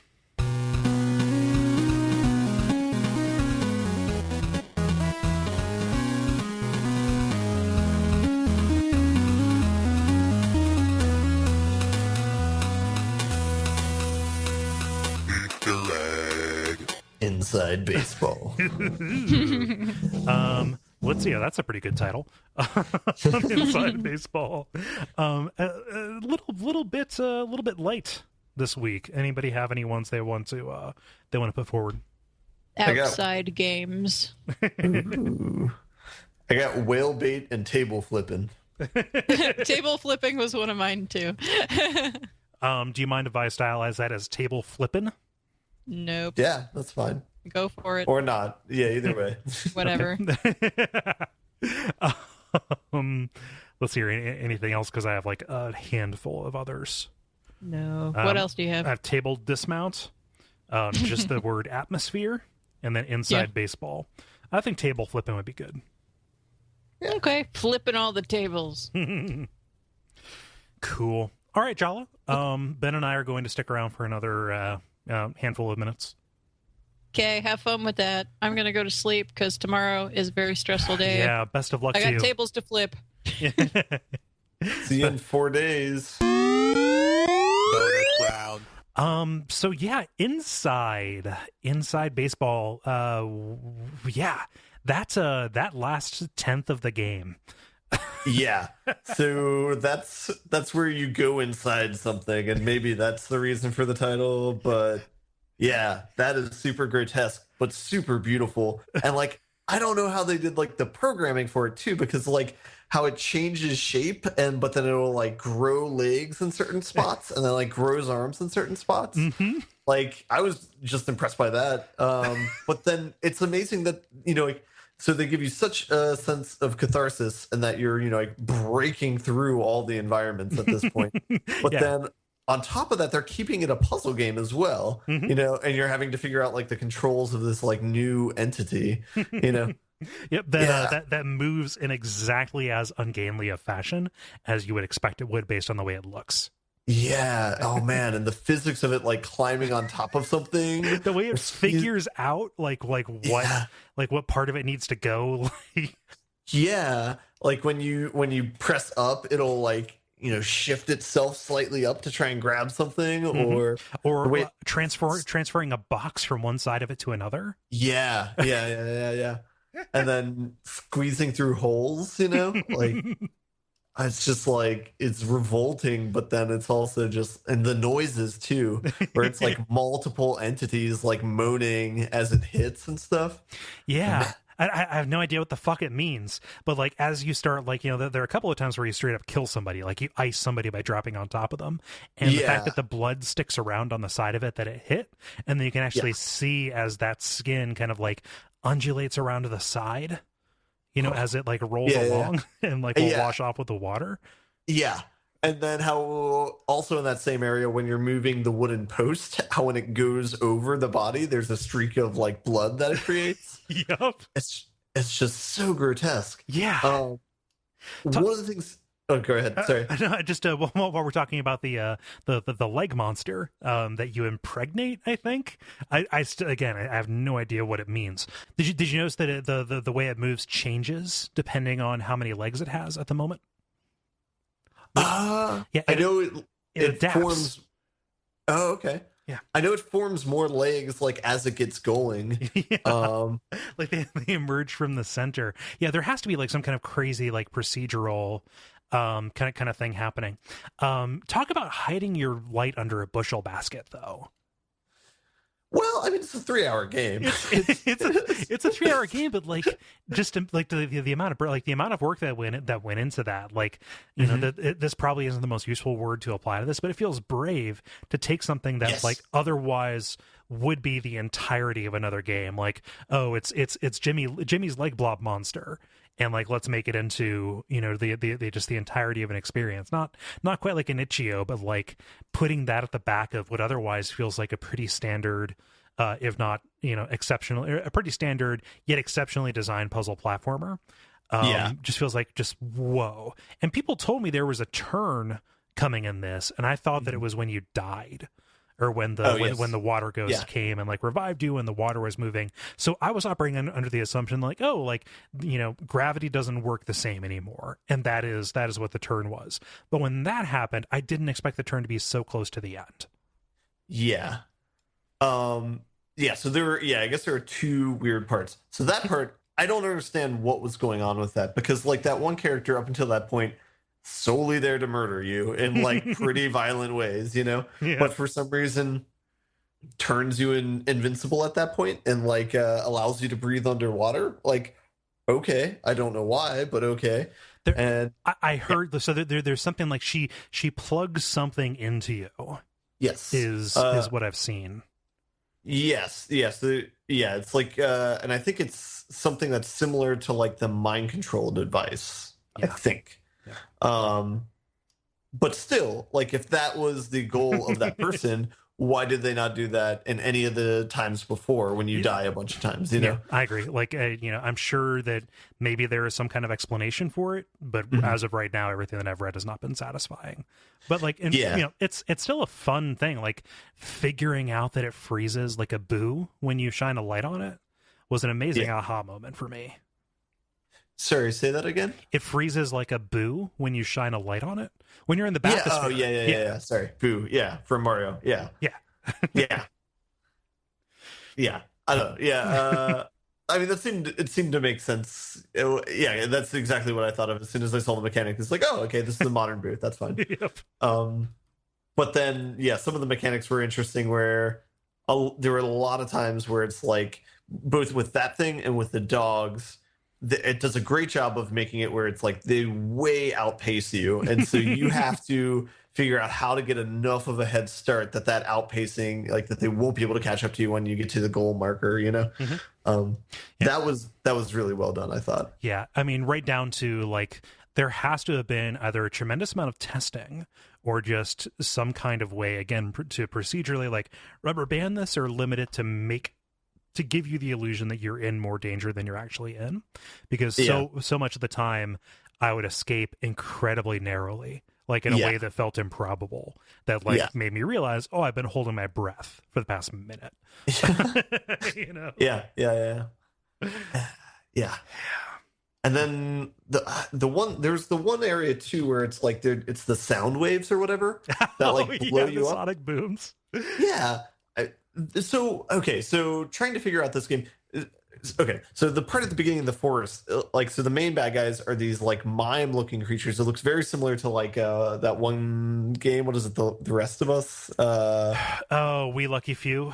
Yeah, that's it. It looks pretty similar to that, right? They all look crazy. They'll chloroform you if they catch you, or shoot you if they catch you. I read them more as G-men, like the fact that they were rolling around in vans and would like come after you. I guess never got a close enough look at one to actually see them as like Harlequins, like you're describing. Gotcha. Did you get any of the endings where they like put a rag around your mouth? Or I thought it was them trying to subdue you. Yeah, that's what it looked like. I guess also at this point too, they're shipping off people in trucks, right? They're shipping them off to the city, right? Yeah, I assume for like programming, like for those, like some of the most kind of effective things, like where you're marching in sync with them as the machine watches you. Some stuff in the first third of this game feels like the Apple like 1984 commercial a little bit, like that kind of sound like, oh, life is completely devalued here. Yeah, so what I took, like initially I thought it reminded me of like the idea of the Holocaust, where it's like shipping people off to a unfun place, you know. But then when you get to the pig farm, is like the second main area. You can see the same sort of mind control things that was in Limbo is also here, right? Yeah, where they're testing the tail. And they're testing that on the pigs, and I think there's one pig you run into where it's like running back and forth at you, and I think like I forget if you only see them in the background or if you actually rip one out of a pig or not. I can't remember. You do end up having to rip one out of a pig in order to proceed. Gotcha. Yeah. And so, so that's like the idea is, so they're shipping off people, but then they're also experimenting on pigs to use this sort of mind control thing that they'll eventually use on people. And then when you get to the city, you see all the people there, and they are mind controlled, but then also being programmed to do a specific task. So, and then by the time in the fourth or fifth act, they're completely zombies, right? Yeah. And then you yourself can control them if you get in the helmet. Yeah, for that big set piece thing where you are kind of trying to amass a number of them to trip the pressure plate. Yeah, which is great. That was such a great puzzle, especially with the way they stage it, where it's like you kind of visit all these rooms and there's nothing you can do at any of these rooms, and then you get to that weight plate or whatever, and you see 30, and you see a countdown as soon as you step to 29, and you immediately clicks like, oh man, I got to get a lot of people here. Yep.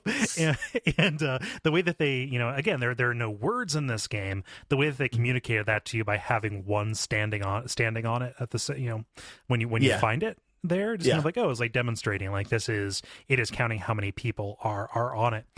Before we got to the leg blob, the thing that blew me away about the animation, which I could already tell was really good, was when you have a whole mob of these, I forget what the threshold is, they can help you do those big jumps. Like to get the last one, you have to, again, I love the fact that the last guy is dead. Yes, like they don't have to be alive. You just have to drag his corpse onto there, and then that's there. But the way that the zombies would pick you up and throw you, and then also catch you if you were dropping, and they would work in concert like that. Like the degree of difficulty in that is staggering.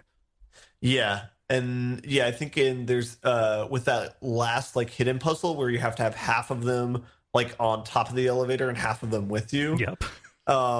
Yeah, I mean, and that kind of shows that off too, where it's like you need at least like 3 or 4 in order for that to work. But then not only is it like a cool kind of like subtle feat of programming, which is like it just works seamlessly. Like you don't even think of it in terms of like what's going on with the mechanics, but it's just it's just the art style or whatever. But it also kind of primes you for this idea of this last like monster or whatever, or this last like being, even though they're programmed, they're helping you in the entire time, so that kind of pays off at the end. So was there a point when you realized that you weren't breaking out of somewhere, that you were breaking into something?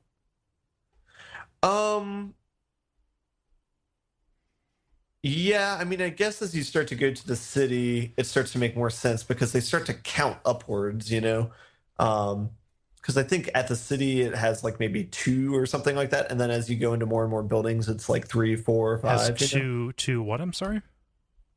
Is it 2, 1? No, I think it counts upwards. As you're getting areas, like area numbers. Like I know the offices like are numbered. Oh shit! Yeah, like you get to the like the observation tanks. It's like 4, right? Yeah, and like I think it might start when you get in the submarine, maybe, and that's where you start to see like maybe 2 and 3. I can't remember if there's one in the city. Yeah. Excuse me. Yeah, I wish I could say the idea really solidified prior to this, but I really realized like, I'm not breaking out of somewhere. I'm breaking into a place when I got to the tank, when the scientists didn't care like that I was right there. Like when you walk up there and like press, your kid presses his face against the glass like a kid. Like realized, this is what I'm here for. But they like the beginning of it feels so.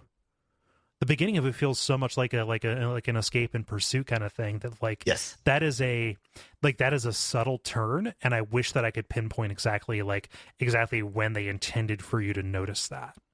Yeah, I think one place I would want to test it is in the one room with the water on the ceiling. If you could drop down then where there's 2 people are there, whether or not they attack you or not. Because I would guess they do, but I did notice that as well. When you get to that final area with the scientists, they no longer care about you. And I wasn't sure if I interpreted that as like I'm safe now, or I might have more interpreted it as like, whatever's inside this room is more important than what I'm doing. Like they don't care anymore, Yeah. But yeah.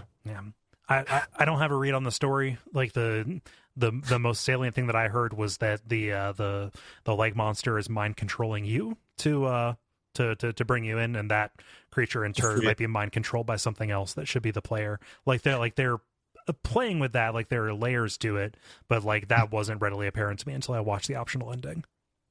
Yeah, and so that was something that kind of clicked for me after I did that too, is after doing the optional ending and then reading about it. Yeah, so if you do the optional ending, so you have to find all these orbs and you pull off the power to each one of them. Mm-hmm. And you find this. Sorry, go ahead. It deactivates the mind control around it too. Yeah, and then you go into a spaceship and then do the same thing with that, right? Is that a spaceship? Yeah. I think. And then that tells you to go back to the cornfield, and then if you go there and down to that thing, you have to put in a code, which I don't know how you would figure that out if you did not look that up, right? That has to be like a Fez or PT kind of thing where they were relying on the community. They, like collectively doing that. Yeah. But then after you do that, the ending is, so you pull out a last one, and so what I've read is that's supposed to symbolize the character pulling out the mind control for himself, and so that's why the game ends, is that you can no longer control the boy. Yeah, because, or you can no longer control whatever is controlling the boy. Yeah, okay, I could see that as well. Yeah, I mean, just like we see that with there are times where you mind control something to put on its own mind control helmet that is moving something else. Yeah. So that might be like the kind of like Inception part of this game. The meta commentary. God, this is such a delightful game. I mean, certainly the puzzle design is great. The settings are also amazing. Yeah, like the water puzzles towards the end were so cool. The only part that really bothered me or like dragged was the bathysphere stuff. Like where you're just hopping around in the and like busting out the walls and stuff like that. I just felt like that outstayed its welcome a little bit. And gotcha. On the balance is probably okay because it got us some really good like tense stealth kind of stuff with the Ringus.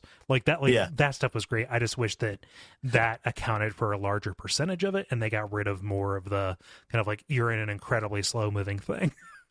Gotcha.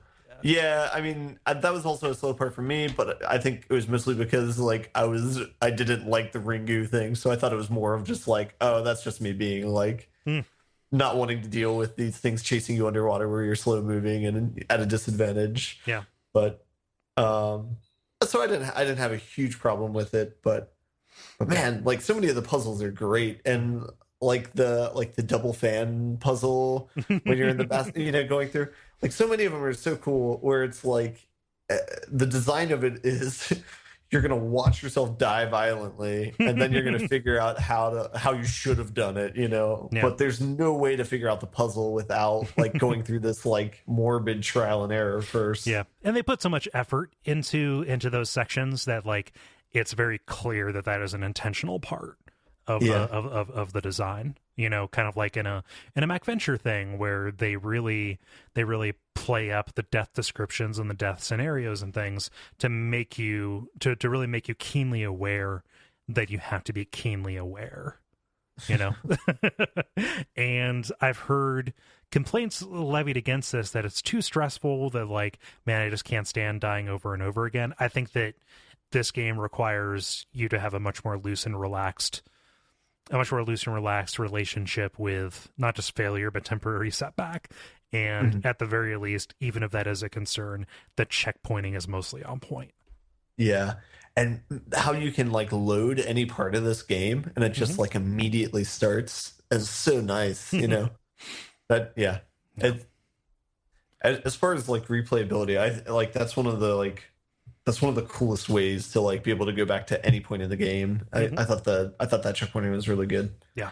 I want to go back and do the Sonic Boom one again because I think that now that I know the solution to some of those puzzles, like the way to actually create your safe haven, that might be a really satisfying thing to do because it's basically a rhythm game at that point. Like knowing exactly when the next boom is going to come is a really integral part of that.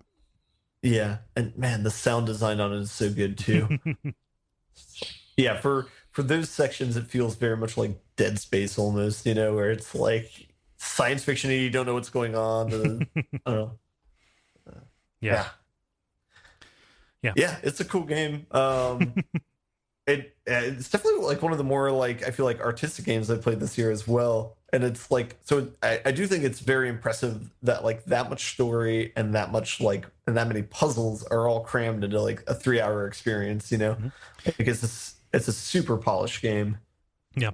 It's weird to call a game that has this distinctive a kind of voice understated, but it really is. Like, I don't know that if it was any more kind of this is a bad word for it, but flamboyant, like if it was any more like, you know, in your face about any one particular aspect of it, I think that its subduedness and its you know, kind of reserved nature is really works to its credit and makes it feel, again, you know, let's just throw it in here, Pee-wee's magic word, atmospheric, in a way that I don't know that I've experienced, at least so far this year. Well, I was going to say, similar to The Witness, it gives you little to no prompts on how the game works. Right. The Witness does, in fact, give you prompts, like very rarely, given that it's like, you know, a 30-hour game. But like this one, Inside gives you absolutely no prompts, you know? Well, it's like you have to figure the deaths, right?